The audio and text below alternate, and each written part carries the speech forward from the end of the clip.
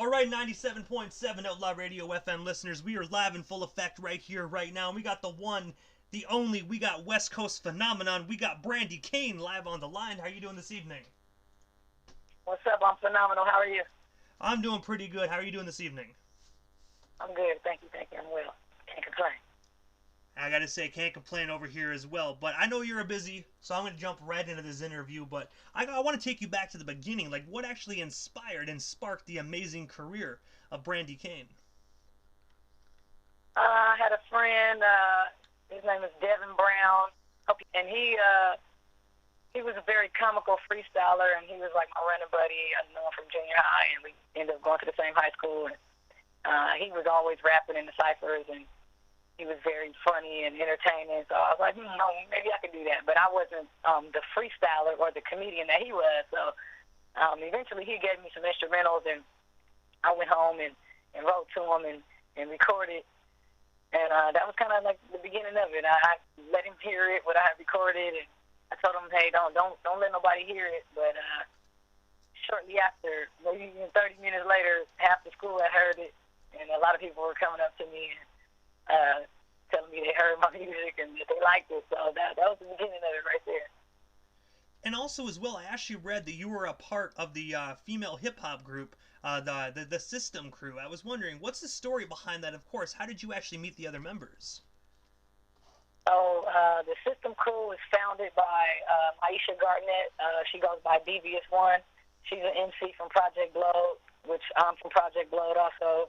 And most of the members of the System Crew, maybe with the exception of Dawn Gunn, is being that she's from New York, were members of the open mic Project Blow based in Leimert Park in the Crenshaw district. So we all came up at Project Blow together.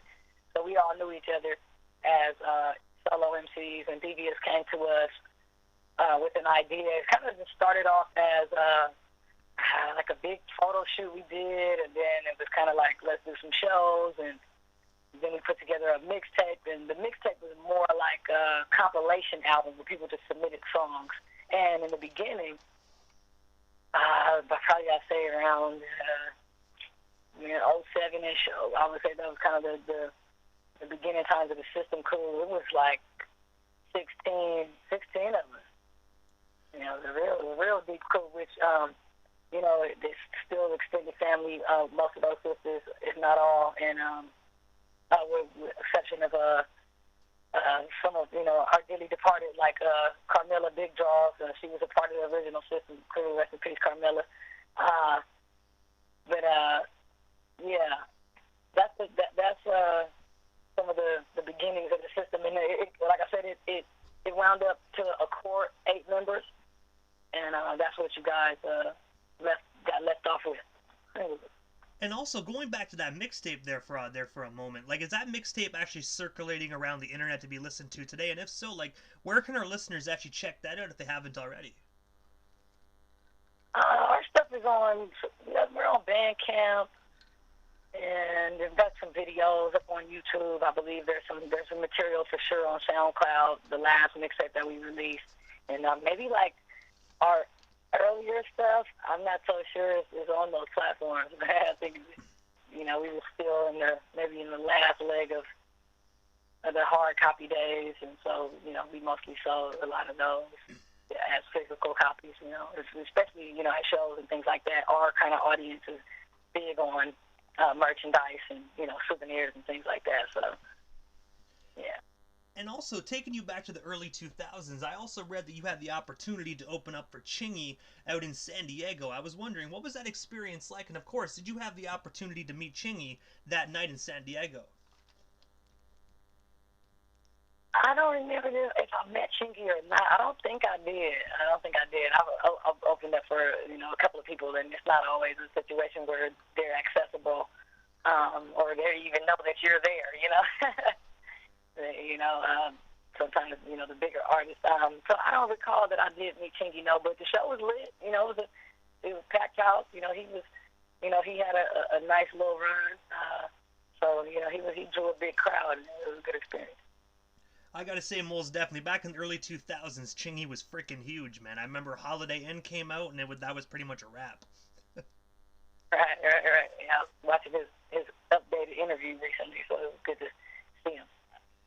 And also as well, you were actually a part of Chief Green and the Posse. I was wondering if you tell our listeners a bit more about that. And of course, again, like how did you actually meet the other members of that particular group? Chief Green is like a brother to me. We're like best friends, grew up next door to each other, so we go back a lifetime. Saya, GHD, that's my little brother, my real brother. He's my baby brother, my biological brother. So he's just getting his feet wet as an MC and as an artist. And the remainder of the crew is extended family that they're all based in Atlanta. And I met most of them through Chief. They're tight with him, so anybody that's good with my brothers, immediately and automatically, family to me. So that's the Posse. So yeah, we dropped a little mixtape recently, so that was fun. So we got a video out on that one song called "The Ride," and more to come from the Posse. And I gotta say as well, it's actually sad when it comes to mixtapes, because unfortunately not a lot of individuals are really doing them anymore. Like, you can still access Dat Piff, but unfortunately people are just releasing singles left, right, and center. Like, I gotta ask you, like, do you think mixtapes should still be a thing, or do you think people should just kind of move on and keep doing what they're doing now? Well, I guess there's different definitions or different versions of what you would call a mixtape. You have the type where there's all, you're rapping over all other people's beats. And then there's mixtape that more feel like albums, and, it's all in what you wanted to call it. I feel like there's artists who released what they call a mixtape, but it could have been called an album, and it would have been just as good because it was all original material. So I think there's space for all of it, the single to drop, and then I think that there's still an appetite for bodies of work. And I think it's all in what you call it. Of course, we know, like I said, when you jacking for beats, yeah, that's a mixtape. And I guess, that's not as popular right now. Like you said, the single thing is cracking. But I guess it's all also in what your fans are checking for. You got to check the temperature of your fans, see what they're asking you for. And also, in 2016, you actually dropped the single Shots Fired, which I gotta say is a phenomenal joint, by the way. But what's the story and inspiration behind that phenomenal single? And for the listeners that haven't had the opportunity already, how can they actually go about purchasing themselves a copy or streaming it? So Shots Fired is on all platforms. It's on Apple Music. It's on Spotify. If you want to, purchase it, you can purchase it on Apple Music, but it's also on all the other digital platforms that are free. There's a video for it on YouTube, and the inspiration for it is kind of a funny story because it wasn't my intention to go in that direction with the song. And if you guys notice, there's no chorus. And the way it starts off, and I was like, can I talk about, and I'm repeating that, can I talk about life? And I go down the line, then I switch up the flow. Eventually, it was because I kind of had writer's block, and I didn't know what to talk about. So it was almost like I won't say a freestyle because I was writing it, but as I was writing, I really didn't have any direction. And it just kind of how it turned out. I didn't sit down and say, hey, I'm going to write a political song right now about what's going on. It just happened to be how it came out because I said, what can I talk about? I don't really know what I want to talk about. It kind of was a fluke the way it came to be. I didn't have an intention, a specific intention, conceptually when I started to write it. And also, turned out good. And, people loved it. I gotta say, we most definitely love it out here in Canada. It's a phenomenal joint. So sometimes writer's block your proof right there that writer's block sometimes might be a curse, but it's also a blessing as well. Yeah. Like I said, something really good came out of that. I didn't see that coming when I began to write those couple of bars. I almost, put the pen down because I said, well, where is it going? I wrote it like standards almost, if y'all can remember writing standards. Throwbacks. But, like I said, the first several bars they start off with the same line, and eventually, I said, okay, but this gotta go somewhere else. Where am I going? Because I can't do this forever for too many more bars. So, and like I said, it's no chorus, so it's just like a long rap that happened to morph into a specific concept. And also, as well, as you already know, we got connected through the original DJ Silky D. I was wondering, how did yourself and Silky D initially get connected? And of course, what is it like just working alongside her? Silky D is amazing. She's always been a mentor, a positive, big homie out here as far as hip-hop goes. I met Silky a long time ago, so I can't remember the first time and where we were. I want to say maybe at a record pool meeting or something like that, but I've always ran pretty tough with my DJ, GV Sweet, so I met a lot of other DJs through her, and I know a lot of the local Los Angeles DJs. So, and I also know her daughter from just the clubbing scene and party scene and nightlife, DJ Spark. So, just through music and things, you know, being kind of a tight-knit community amongst artists and DJs. So that's how we, you know, cross paths. But yeah, Silky is the bomb. I love Silky. I agree with that as well. Silky most definitely is the bomb. Such a phenomenal individual. Yeah. Thank you, Silky, for plugging me. Shout out to Silky D, the one and only West Coast legendary. And there'll never ever be another Silky D either. You know what I mean? No one can compare to her, man. She's the first of all firsts. That part. West Coast. And also, as well, you were actually a part of the video shoot for Nipsey Hussle's Roll the Windows Up. I was wondering, how did you initially get connected with Nipsey? And, of course, what was it like just being on that video set? I wasn't actually in the video, but I was there at one of the scenes where they were shooting. I know Nipsey because I know his brother. Me and his brother went to school together, and he would always say, hey, you know, my little brother be rapping. And, you know, of course, as we came to see, you know, he became, you know, Nipsey Hussle the Great.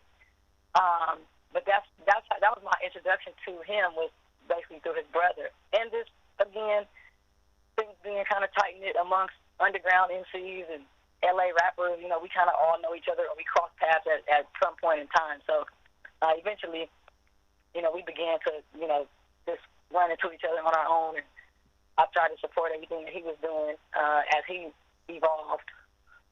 But the video shoot, I went that day with my homeboy Sandman the Goose, rest in peace. My other homeboy, who was also an MC.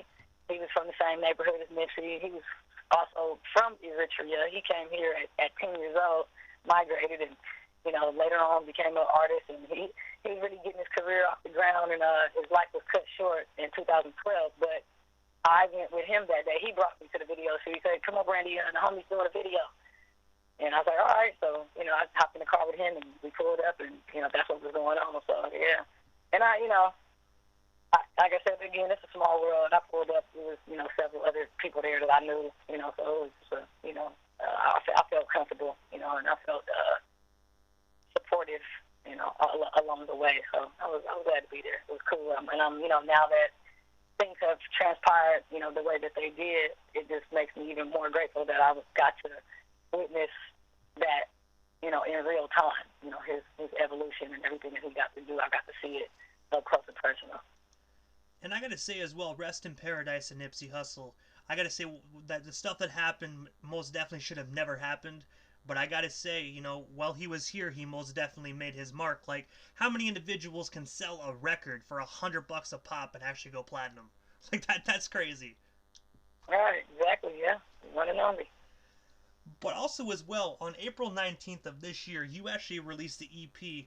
You actually released yourself an EP. I was wondering if you could tell our listeners a bit more about that phenomenal EP. And of course, where can we actually snag ourselves a copy today? So I'm promoting the EP right now. I released a single. It's called For the Smoker in You. That's up on Bandcamp. I'm going to release. I'm still be doing some more promotion for the entire release of the entire EP. But yeah, For the Smoker in You is the EP. It's just something for the stoners. You know, one time I like to drop stuff on every 420 and give y'all something to smoke to. So yeah, For the Smoker in You. That's me. A little bit more on the R&B styles, but it's not to be taken too seriously. The song is you know, in the comedic vein and a comedic light. So yeah, For the Smoker in You. It's up on Bandcamp. The video is out on YouTube. Go support that for me. And the EP will be dropping soon. I'll keep you posted. I don't want to give an exact date yet, but it'll be out shortly. It's all ready to go. Most definitely. You don't want to let too many cats out of the bag. Got some more I's and cross some more T's real quick. But also as well, I have to ask you, other than the EP that's coming out soon, what is next for yourself, Brandi Kane? Any new projects? Anything I happen to miss during this interview that you still want to talk about or promote what stuff you hear live on the Canadian airwaves? Well, you guys can be looking out for the Smoker in You, the EP, like you just mentioned. That'll be coming to y'all very soon. Also, you guys can look out for me in an independent film called Dirty Cop. I'm playing a very funny role in that movie. That is directed by a friend of mine, Giovanni Holloway. I am Joey, the director. So that's something that we're hoping we'll see big success with. I'll also be lending some tracks to the soundtrack. And, those are two of the most immediate things. And I got some other things up my sleeve. I'm talking to the System crew. We're going to see what's up with the System crew if we put something new together. So, that's what I'm working on. And also, Brandi, this is the time in the interview that I give a chance for the individual that slides into the radio station airwaves, just a chance to give shoutouts to whomever they want to give shoutouts to, but most of all, your social media handles. That way our listeners can follow you and stay updated everything Brandi Kane if they're not already doing so. Alrighty, I just want to shout out everybody that's listening. All your listeners, shout out Canada. I get a nice amount of love coming from up that way. I gotta come up there. I was in Detroit and I almost snuck up there, but I didn't have enough time. But I'm gonna get up there.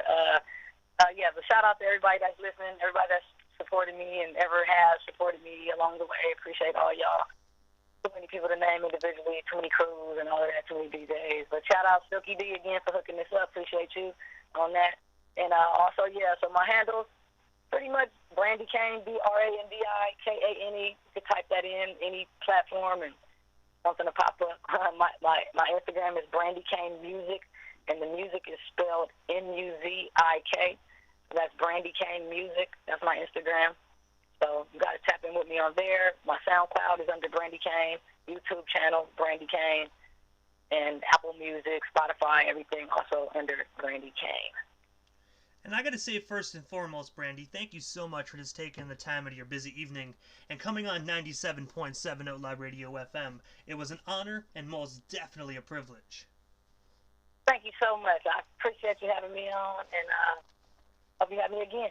Hey, man. Hey, most definitely. I gotta say, I think it would actually be phenomenal to welcome the legendary Brandi Kane right back here on the radio station airwaves. So, whenever your EP drops, feel free to reach out. We can definitely get you back on. All right, sounds good. Thank you so much. Appreciate you. Shout out to y'all. Keep doing what you're doing. Most definitely. Thank you so much. Have yourself a wonderful night. All right, man. Peace.